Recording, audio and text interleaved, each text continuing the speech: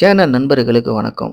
நம்ம எல்லாருமே சிறிய முதலீட்டுல அதிக லாபம் குடுக்கக்கூடிய ஏதாவது ஒரு தொழில் பண்ணா பரவாயில்லன்னு சொல்லிட்டு பல வீடியோக்கள நீங்க தேடிட்டு இருப்பீங்க.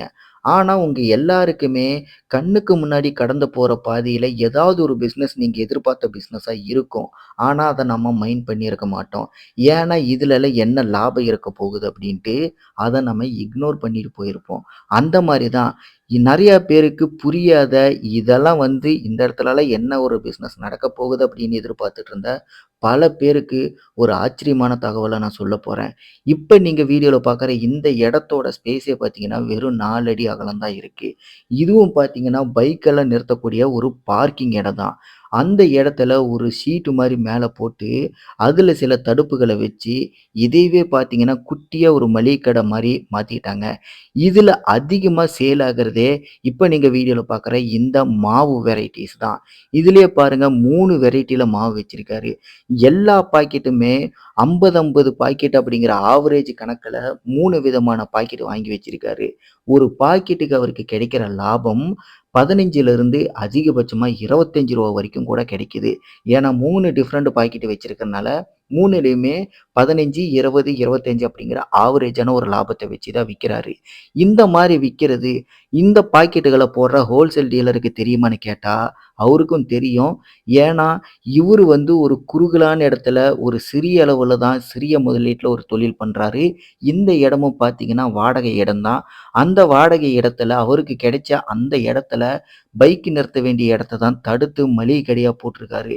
இதுல இவருக்கு இவரோட முழு வாழ்வாதாரமே பார்த்தீங்கன்னா, இத நம்பி தான் இருக்கு அப்படிங்கும்போது, கூடயே பார்த்தீங்கன்னா, ஒரு சில பொருள்களும் ஆட் பண்ணியிருக்காரு. முக்கியமா மாவு கூட அதிகமா சேல் ஆகக்கூடியது பாலும், முட்டையும் தான். அதனால இந்த 3 மட்டுமே நம்பி இந்த இடத்துல இந்த தொழில் நடக்கிறனால, இன்னும் குறிப்பிட்ட சில பொருள்கள் சிறிய அளவுல மட்டும் வாங்கி வச்சிருக்காரு. அதுவும் பார்த்தீங்கன்னா, அடிக்கடி போகாது. எப்போவது ஒரு டைம் தான் போகும். ஆனா, மாவு, பாலு, முட்டை, ஒரு சில ஸ்நாக்ஸ் ஐட்டம், பிஸ்கட் ஐட்டம் இந்த மாரி மட்டும் பார்த்தீங்கன்னா, அடிக்கடி சேல் ஆக வாய்ப்பு இருக்கு. இவரோட மொத்த வாழ்வாதாரத்தோட, குடும்பத்தோட நம்பிக்கையும் பார்த்தீங்கன்னா, இந்த சிறிய இடத்துல தொடங்கப்பட்ட இந்த மளிகை கடை தான். அதனால அந்த டீலரும் பார்த்தீங்கன்னா, அத பெருசா எடுத்துக்காம, ஓகே உங்களுக்கு எந்த அளவுக்கு கம்ஃபர்டபுளா இருக்கோ, ஆனா ரொம்ப அதிகமா லாபம் வச்சு விக்காதீங்க. கஸ்டமர்ஸ் கண்டிப்பா அத தெரிஞ்சுக்கிட்டாங்க அப்படின்னா வாங்க மாட்டாங்க. அப்படிங்கிற மாரி ஒரு அறிவுரையும் கூறிட்டு, அவர்கள் இதுக்கும் சம்மதம் தெரிவிச்சுட்டாங்க. ஏன்னா, ஒவ்வொரு பாக்கெட்டும் அதிகபட்சமாவே பார்த்தீங்க அப்படின்னா, ரூ. 35 அப்படிங்கிற ரேஞ்சில தான் ஹோல்சேல் பிரைஸா வாங்குறாங்க. அந்த மாரி இருக்கக்கூடிய அந்த மாவெல்லாம் பார்த்தீங்கன்னா, ரூ. 55 ரூ. 20 லாபம் வச்சு, இல்லைன்னா ரூ. 25 லாபம் வச்சு விக்கிறாரு. எப்படி பார்த்தாலும் ஒரு பாக்கெட்டுக்கு ஆவரேஜா கணக்க போட்டாலே ரூ. 20 அப்படிங்கிற மாரி கிடைக்குது. ஒரு நாளைக்கு 150லேருந்து 200 பாக்கெட் விக்கிறாரு. அப்ப நீங்க கணக்கு போட்டு பாருங்க, மாவுல மட்டும் இவருக்கு எந்த அளவுக்கு லாபம் கிடைக்குது அப்படின்ட்டு.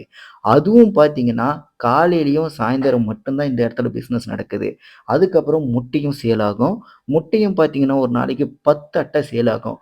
ஒரு அட்டையில பார்த்தீங்கன்னா 30 முட்டை இருக்கு. அப்ப 10 அட்டை அப்படிங்கும்போது, கிட்டத்தட்ட 300 முட்டை அவர் ஒரு நாளைக்கு சேல் பண்றாரு. நல்லா தாராளமாவே குறைந்தபட்சத்திலருந்து அதிகபட்சம் அப்படிங்கிற அளவுக்கு 10 அட்டைங்கிறது கேரண்டியாவே சேல் பண்றாரு. அதுல ஒரு முட்டைக்கு ரூ. 1 லாபம்ங்கிறது வச்சிருக்காரு. அப்ப 10 அட்டைக்கு பார்த்தீங்க அப்படின்னா, கிட்டத்தட்ட ரூ. 300 லாபம் சம்பாரிக்கிறாரு. ஏன்னா, இந்த இடம் பார்த்தீங்க அப்படின்னா, ரொம்ப குறுகலான இடம் மட்டும் இல்லாம, இந்த இடத்த சுத்தி இருக்கிற ஏரியாக்கள்ல பெரிய பெரிய மளிகை கடைகள், சூப்பர் மார்க்கெட்டுகள் தான் இருக்கு. அதுவும் பார்த்தீங்கன்னா, கொஞ்சம் டிஸ்டன்ஸ்ல தள்ளி போய் தான் வாங்க முடியும். எப்படி பார்த்தாலும் 2 கிலோமீட்டர், 3 கிலோமீட்டர் டிஸ்டன்ஸ்ல இருக்கிறனால, இவரோட கடை மட்டும் தான் இந்த இடத்துல ஒரு முக்கியமான கடையா மாறி போச்சு. ஏன்னா, கடை அமைப்புன்னு சொல்லிட்டு இந்த இடத்த சுத்தி எந்த இடத்துலயும் இல்லாதனால, எல்லாமே வீடுகளா இருக்கறனால, நெரிசலான பகுதி அப்படிங்கிறனால பார்த்தீங்கன்னா, இந்த இடத்துல மட்டும் அது என்னான்னே தெரியல, மளிகை கடைகள எங்கேயுமே பார்க்க முடியல. அந்த மாரி ஒரு சூழ்நிலையில தான் பார்த்தீங்கன்னா, அத கரெக்ட்டா பயன்படுத்தி இந்த நபர் வீட்லயே பார்த்தீங்கன்னா, இந்த மாரி ஒரு கடைய ஆரம்பிச்சிருக்காரு.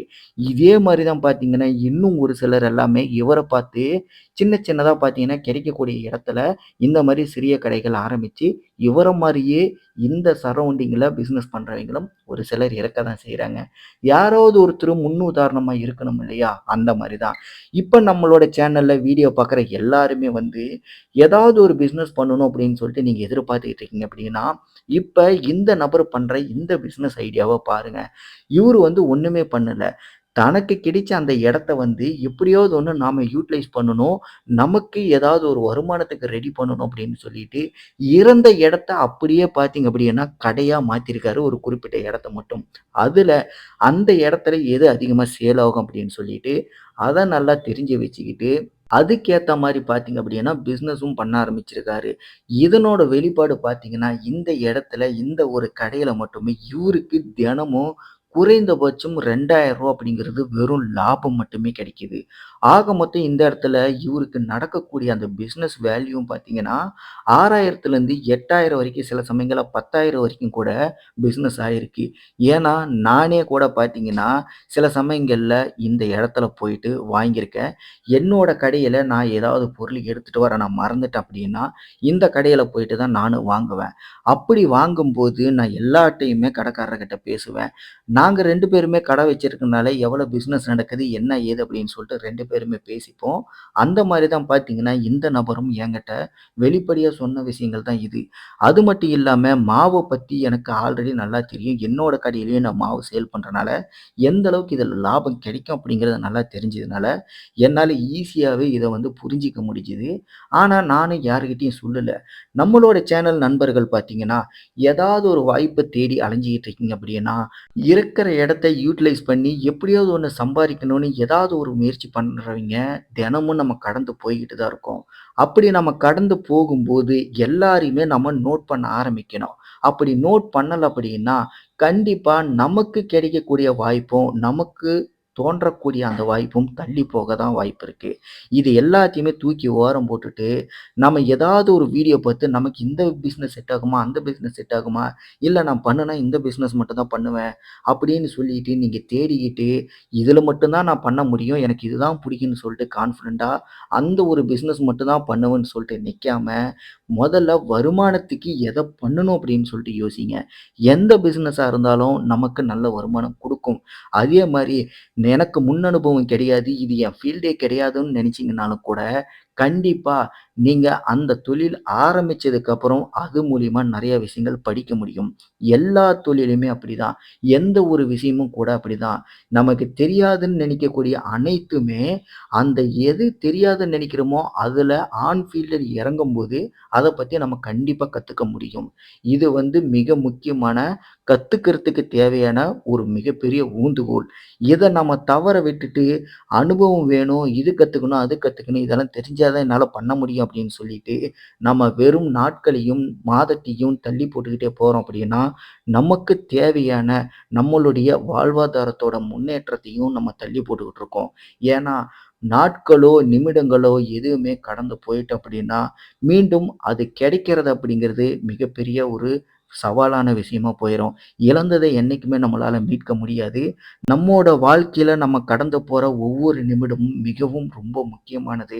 அதனால நாட்களையும், நிமிடங்களையும் எதையுமே வேஸ்ட் ஆக்காம சீக்கிரமா எதையாவது ஒண்ணு பண்ணி, நமக்கு ஏதாவது ஒரு வாழ்வாதாரத்த மாத்தி ஆகணும் அப்படிங்கிறதுல முடிவா இருங்க. இந்த வீடியோல ஒரு சின்ன இடத்துல எந்த அளவுக்கு பிசினஸ் பண்ணா நமக்கு நல்ல லாபம் கிடைக்கும் அப்படிங்கிறத ஒரு உதாரணமா லைவ்ல பண்ணிட்டு இருக்க ஒருத்தர வந்து காட்டணும்னு நினைச்சேன். அதுக்காண்டி தான் இந்த வீடியோவையே நான் மேக் பண்ணியிருக்கேன். இந்த வீடியோவ நீங்க கடைசி வரைக்கும் பார்த்திருந்தீங்க அப்படின்னா, இத பத்தின சந்தேகங்களும், மாற்று கருத்துக்கள் எதுவா இருந்தாலும் மறக்காம கீழ கமெண்ட்ல தெரியப்படுத்துங்க. இதே மாரி தொழில் சம்மந்தப்பட்ட வீடியோக்கள் நீங்க பார்க்கணும் அப்படின்னா, கண்டிப்பா நம்மளோட சேனல சப்ஸ்கிரைப் பண்ணுங்க. அடுத்த வீடியோல நான் உங்களை சந்திக்கிறேன். நன்றி, வணக்கம்.